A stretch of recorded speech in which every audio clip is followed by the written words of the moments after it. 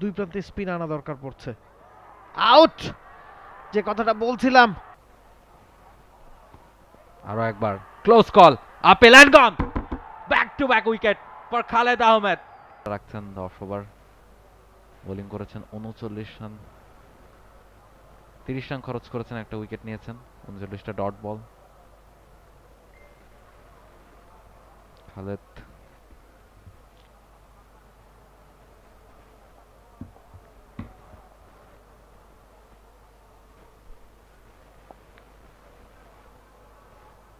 স্ট্যাম্পের উপরে short লেন্থের delivery, defensive মোডে খেলেছেন, কোনো রকম রিস্ক নিতে রাজি নন হেফি এবং কেলি। দুজনেই সোজা ব্যাটে খেলছেন যে কোনো বোলারকে, এবং ডিফেন্সিভ মোডে রুম পেলে তখনই হাতটা খোলার চেষ্টা করছেন।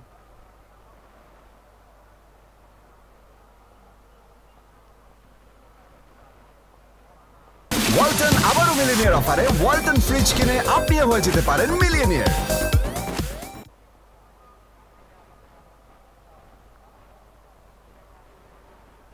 আর একবার স্ট্যাম্পের অফ স্ট্যাম্পের খানিকটা বাইরে ড্রাইভ করেছিলেন, তবে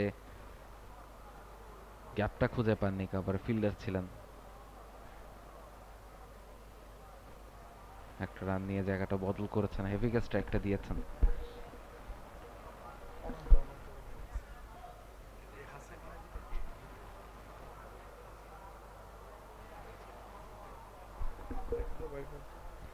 খালেদ কন্টিনিউ করছেন, একমাত্র পেসার বাংলাদেশ দলটায়। প্রথম উইকেটটাও তিনি পেয়েছেন।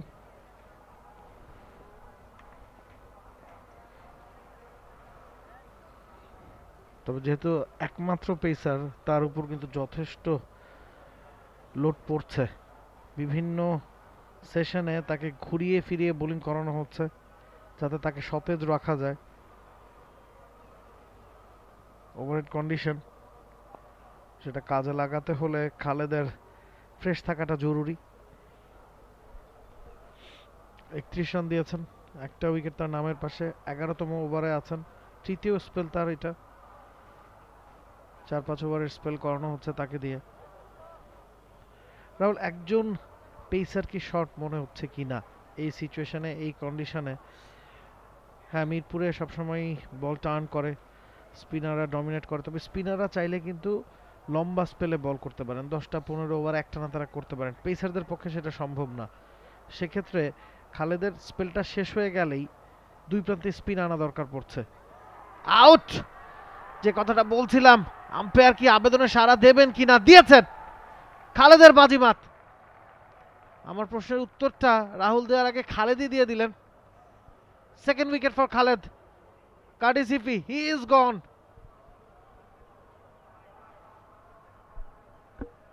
তবে তিনি খুব একটা খুশি নন, হতাশা প্রকাশ করছেন। আম্পায়ার যখন থেকে আঙুল তুলছেন, ভাবছেন কি করে আউট হয়ে গেলেন, যথেষ্ট ধৈর্যের পরীক্ষা দিচ্ছিলেন, তবে শেষ পর্যন্ত খালেদের কাছে পরাস্ত হতে হয়েছে। এবং খালেদ সকাল থেকে দুর্দান্ত বোলিং করে যাচ্ছিলেন, এক প্রান্তটা থেকে প্রেসার ক্রিয়েট করছিলেন। অস্ট্রেলিয়ার খানিকটা বাইরে, এজ অ্যান্ড গন, অঙ্কন easy work for him. Umpire অনেক ভেবে চিনতে তারপর নিজের সিদ্ধান্তটা দিয়েছেন। 71 রান করে ফিরতে হচ্ছে 203 বল থেকে। তৃতীয় উইকেটের পতন নিউজিল্যান্ড এ দলের।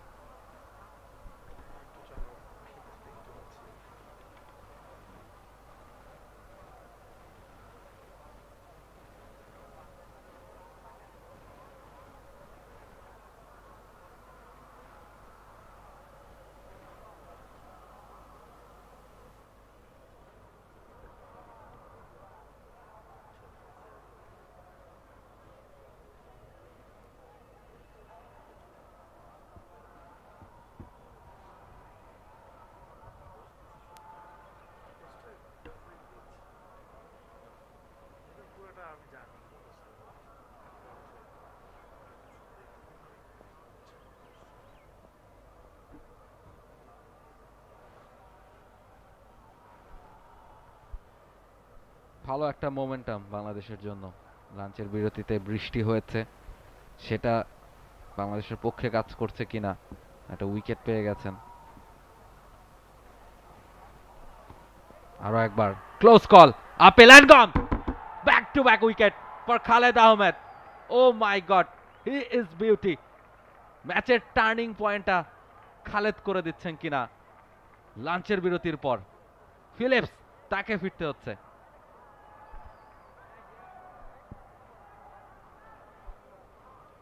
খালেদ আহমেদ লাঞ্চের পর যেভাবে পরপর দুটো উইকেট, এবং বৃষ্টিটা আরো খানিকটা হেল্প করেছে হয়তোবা। অস্ট্রেলিয়া খানিকটা বাইরে পিচ করেছিল, ভিতর দিকে ঢুকছিল, হাইটটা হয়তোবা কনসার্ন হতে পারতো, তবে আম্পায়ার আঙুল তুলে দিয়েছেন একেবারে মিডল স্ট্যাম্প বরাবর। হয়তোবা হিট করতে বলটা। Del Philips, golden duck. Khaled নিজের তৃতীয় উইকেট, বাংলাদেশের জন্য চতুর্থ শিকার। নিউজিল্যান্ড এ দল 4টা উইকেট হারিয়ে এই মুহূর্তে খানিকটা বিপদে হয়তোবা পড়বেন। পরপর দুটো উইকেট হারিয়ে ফেলেছে।